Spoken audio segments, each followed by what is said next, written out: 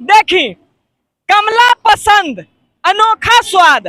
ठीक बा भैया, कहीं ना कहीं बड़की गो के होर्डिंग लगा दिहल गईल कमला पसंद अनोखा स्वाद, लेकिन नाम है इंडिया के अनोखा बिहार। ए भैया, कमला पसंद खाइए और खुशी से मुस्कुराइए और फच से थूक के रोडवा देख ली एजे खड़ा बनी और थुचकारी के पिचकारी हैजा ले मारल बड़ुए। बारे होली बारे गुटका।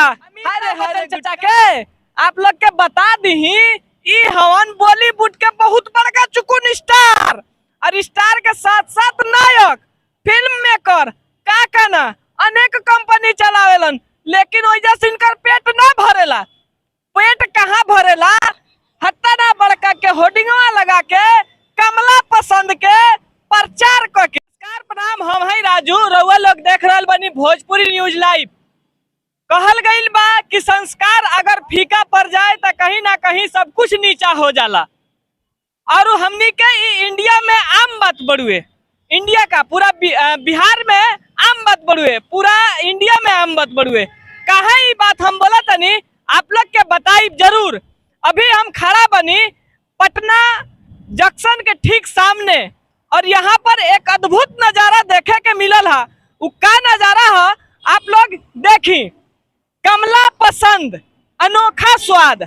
ठीक बा भैया, कहीं ना कहीं बड़की गो के होर्डिंग लगा दिहल गईल कमला पसंद अनोखा स्वाद, लेकिन ठीक ओकरे नीचवे एक हाथ नीचवा अगर देखल जाओ तो कहीं ना कहीं गरीब के हक खातिर लड़ रहल मनीष कश्यप भैया के एक छोटा सा बैनर लागल बा। भाई काहे काहे छोट लागल बा, एक बारे में आप बताओ तनी।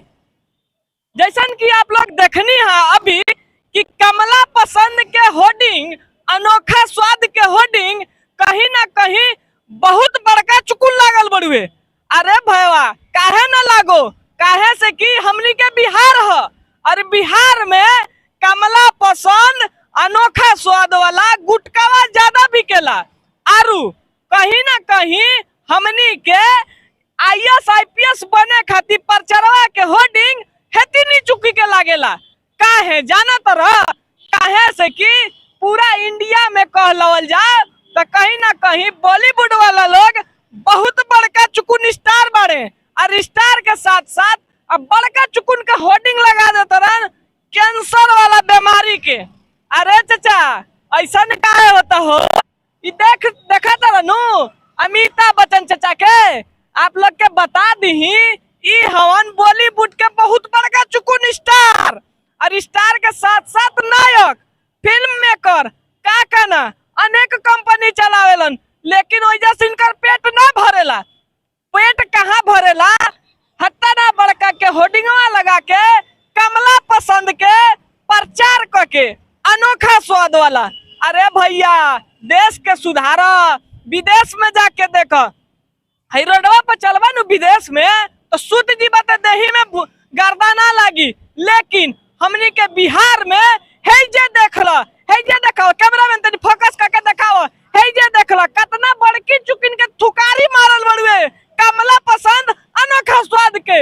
लेकिन कहीं ना कहीं बिहार और पूरा इंडिया पीछे चले के सबसे बड़का रीजन बड़ुए इतना बड़का चुकुन के होर्डिंग ई स्वाद देता कमला पसंद के, लेकिन IAS IPS बनाए वाला लोग के स्वाद नहीं खे देत। IAS IPS बनाए वाला के लोग प्रचार नहीं खे होके देत। देखी अभी बहुत बड़का फ्रंट लाइन बड़ुए कहीं ना कहीं पटना सिटी के, देखाई तनी होनियो देखाई बहुत बड़का चुकी के फ्रंट लाइन बड़ुए। देख ली होने से बड़का चुकुन के होर्डिंगवा झाप देले मनीष भैया के होर्डिंगवा के, आ हेने से बड़का चुकी के होर्डिंगवा जन देख रहल बनी कमला पसंद के कहीं ना कहीं झकास दिखता। आरो IAS IPS बनाए वाला होर्डिंगवा कहीं ना कहीं बहुत नीचा बड़ुए। हेने आजा कैमरा पर्सन। जैसन कि अब हम का बताई, एकरे नाम है बिहार, अरे बिहार के एकरे नाम है इंडिया के अनोखा बिहार। ए भैया कमला पसंद खाइए और खुशी से मुस्कुराइए और फच से थूक के रोडवा को गाना बनाइए। काहे ना ये भैया, काहे ना होई, काहे से किए जा कमला पसंद ज्यादा बिकेला।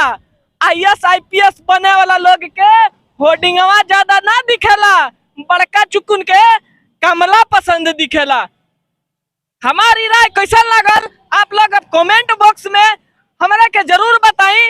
और ऐसा ने खबर देखे खातिर भोजपुरी न्यूज लाइव के सब्सक्राइब कर ली और बेल नोटिफिकेशन के जरूर दबाई, ताकि हम ऐसा निसन खबर रउआ लोग के ले आई और रउआ लोग के आईना दिखाई कि है देख ली एजे खड़ा बनी और फुचकारी के पिचकारी हैजा ले मारल बड़ुए। बारे होली बारे गुटका, हरे गुटका। IAS IPS बनाई अपन बच्चा के, इंजीनियर डॉक्टर बनाई, ना के फिचकारी मार के रोडवा के खराब करी आ कमला पसंद के स्वाद ली। जय हिंद, जय भोजपुरी।